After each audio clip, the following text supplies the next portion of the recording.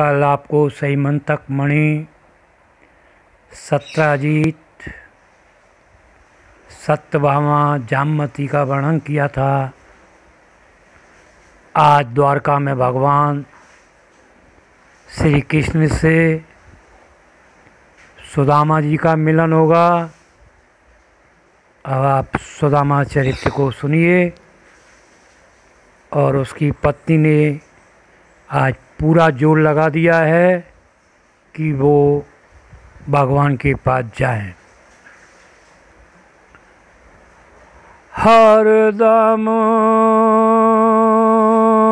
सुदामा याद करे,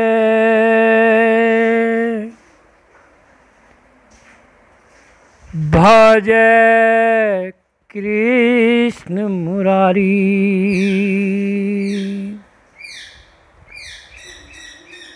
रहता है मस्त हाल में, दरिद्रता में भी भारी।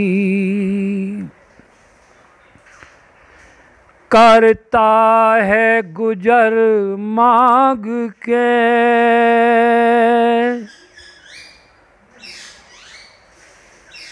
बेबना भीख भिखारी।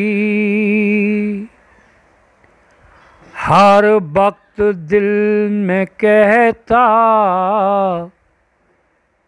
धन है तू बिहारी। आप भगवान का भजन करता रहता है सुदामा, और उसके तन और शरीर का हाल क्या है आप सुनिए। देखो सुदामा के तन पे साबुत न चीर है, फेंटो बदाओ सिर पे ऊपर सौ विलीर है। जिसमें भी टुकड़े उड़ गए, दामन धजीर है। अगर जिस्म देखो तो दुर्बल फकीर है। 100 टुकड़ों से सी कर धोती सुधारी है। अब उसका घर कैसा है उस पर भी आपको एक कविता सुनाते हैं। जगह तय को ठीक रहा है, गयो दरारदार। और लुटिया है एक छोटी सी, वो भी छेददार। लोहे की कलछी बाके फटे किनार, और पैबंददार हाड़ी रसोई को सिंगार। अगर भगवान के मित्र सुदामा के घर की आप दशा देखेंगे तो बहुत ही दीन और हीन सुदामा जी का दृश्य है।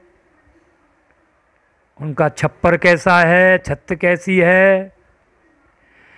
छप्पर पर गौर कीजिए, चलनी जैसा छेद, वो भी घास फूस से पत्तों से रफूदार, चारों तरफ खंडर पड़ा, फूटी चारों दीवार,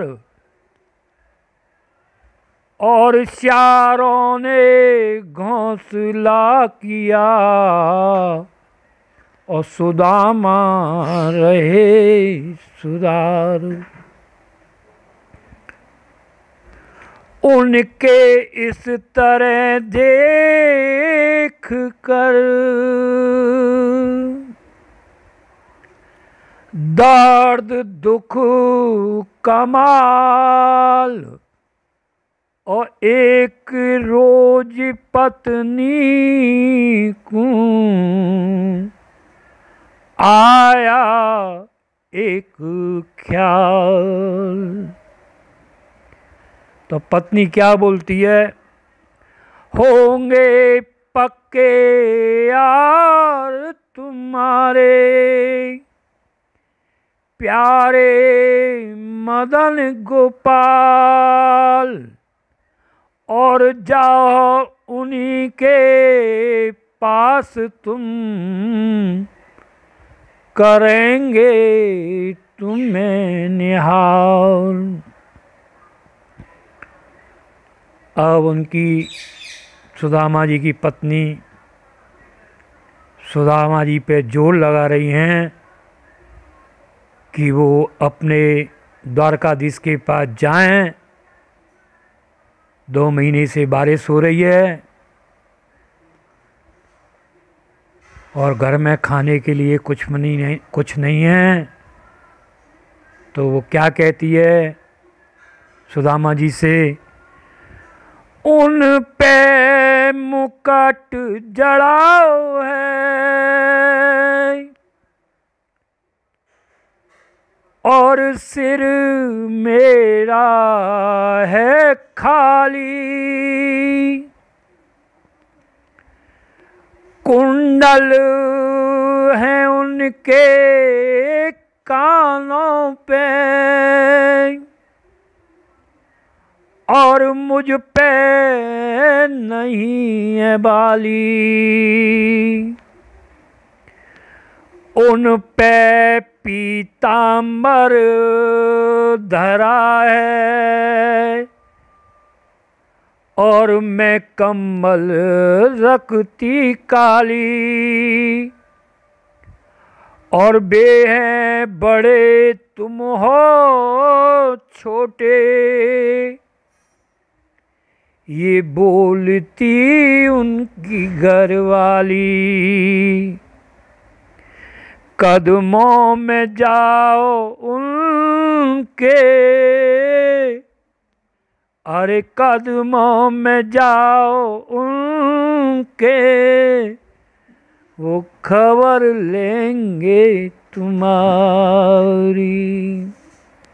अब सुदामा जी बोलते हैं, अरे तेरी ये बात खूब समझा हूँ मैंने, अब हाल पर मेरे तू करती नहीं नजर,